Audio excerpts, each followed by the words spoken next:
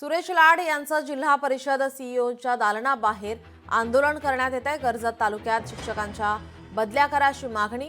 अदिती तटकरेंच्या तोंडी आदेशाने बदल्या थांबवल्या। सुरेश लाड यांच्याकडून हा आरोप करण्यात आला। सुरेश लाड हे कर्जतचे माजी आमदार आहेत। मी माजी आमदार सुरेश लाड आणि मी सकाळी आपल्याला फोन केला होता, त्या शिक्षकांना तुम्ही केव्हा सोडणार।